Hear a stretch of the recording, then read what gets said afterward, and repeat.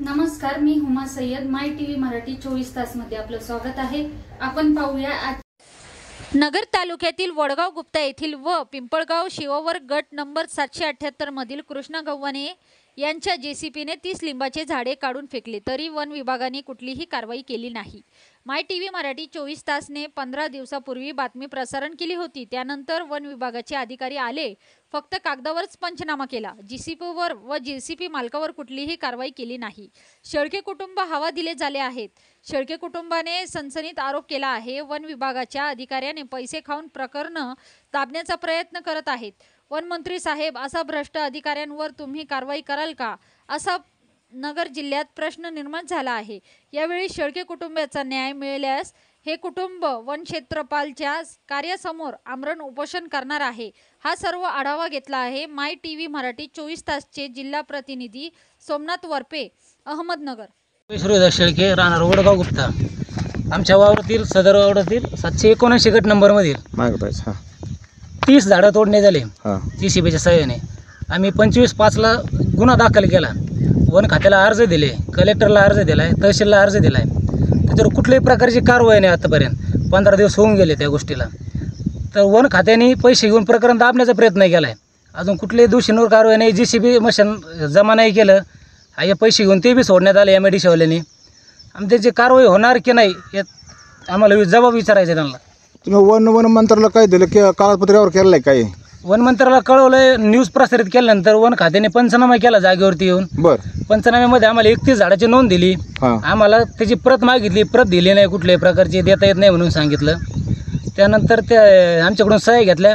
त्यानंतर कुठलीही कारवाई नाही. त्या गोष्टीला 12-13 दिवस होऊन गेले. आज 12 दिवस झाले. हो. वरिष्ठ अधिकाऱ्याला भेटले वन विभागाचे? वरिष्ठ अधिकाऱ्याची टाळटाळ केली, आम्हाला भेटून दिलं नाही त्यांनी. कोणी भेटून दिलं नाही? बाहेरच्या लोकांनी सांगितलं भेटता येत नाही, मॅडमची मीटिंग चालू आहे वगैरे. सुवर्णा माने मॅडम आहेत तिथं आपल्या नगरला जिल्ह्याच्या. त्यांना भेटून दिलं नाही. त्यांनाही लेटर दिले 8 दिवसापूर्वी. त्यांनी परत काही कारवाई नाही केली. तुमची इथून पुढची दिशा काय असेल? दिशा योग्य ती दिशा ते नाही जर नाही दिला तर आम्ही उपोषणाचा इशारा त्यांना लेखी पत्राद्वारे दिलेला आहे. आता त्यांना विचारून एकदा त्याद्वारे आम्ही तारीख डिक्लेअर करून उपोषणाला बसणार तिथं. प्रसाद गुलाब शेळके, गट नंबर 778-79. माझ्या सदर गट नंबरमधील लिंब व बाबळीचे 30-31 झाडं तोडून टाकले. त्यानंतर आम्ही वन खातं, वन अधिकारी, त्यानंतर पोलीस स्टेशन, कलेक्टर, तहसीलदार, वनमंत्र्यांनासुद्धा पत्र केलेलं आहे. त्या सदर घटनेला जवळपास आत्तापर्यंत 15 ते 20 दिवस उलटून गेलेत. कुठलीही कारवाई नाही. सदर वन खातं पैसे घेऊन काम करतं आहे का, हे आम्हाला त्यांचा विचार नाही. त्यानंतर आम्ही बऱ्याच ठिकाणी पत्र दिले, पंचनामा झाला, भरपूर गोष्टी झाल्या. त्यानंतर आता 15 दिवसानंतर कुठलीही कारवाई केली नाही. वनमंत्रीही काही करीत नाहीत, वन खातंही काही करीत नाही. पोलीस स्टेशननी JCB सोडून दिला. त्यानंतर कुठलीही कारवाई केली गेलेली नाही. भाजपचं सरकार म्हणते शेतकऱ्याचं सरकार आहे. हे सरकार कुठलीही कारवाई करत नाही, शेतकऱ्याच्या बाजूने काम करीत नाही. तुम्ही कसं काय म्हणताय भाजपचं सरकार शेतकऱ्याचं सरकार आहे? महसूल मंत्र्यांच्या गावात असे एवढे कामं होतात, दिवसाढवळे एवढे कुठाने केले जातात. महसूल मंत्री करतात काय? हे काम करतात कोणाच्या हिशोबाने सगळे? नाही, वन विभागाच्या वरिष्ठ अधिकाऱ्यातून भेटले होते का? वन विभागाच्या माने मॅडमला आम्हाला भेटून दिलं नाही, टाळाटाळ केली. त्यानंतर तालुक्याच्या अधिकाऱ्यांना आम्ही भेटलो. ते म्हणले खालच्या अधिकाऱ्यांना तुम्ही पत्र वगैरे द्या, पंचनामा होईल, पुढची कारवाई आम्ही करू. तालुक्याच्या वन विभागाच्या अधिकारी कोण? राठोड काय रे? राठोड साहेब. बोला तुम्ही बोला. तालुक्याचे अधिकारी राठोड साहेब आहेत. इथं वावरात पंचनामा गोसावी साहेबांनी केला आहे आमच्या येऊन.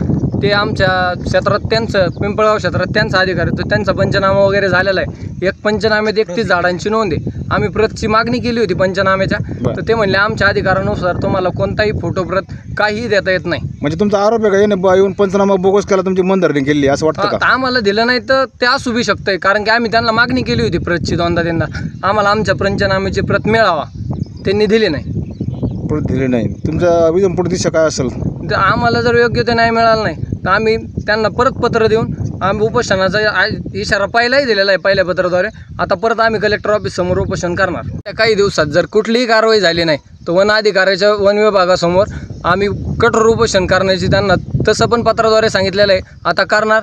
एवढे पैसे का एवढे झाडं तोडले, अधिकारी येऊन गेले तर त्यांनी काही मॅनेज करण्याचा प्रयत्न केला. का पैसे खाऊन त्यांनी मॅनेज केलं?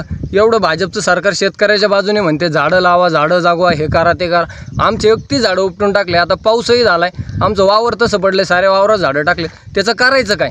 ते JCB साह्याने झाडं काढले म्हणतात. हां, JCBच्या साह्याने झाडं काढले. ते MS16 CY 4021 नंबरचा JCB आहे, त्यांनी झाडं काढलेत आमचे. JCB मोकळा फिरतोय, JCB मालक आमच्या समोर मोकळा फिरतोय.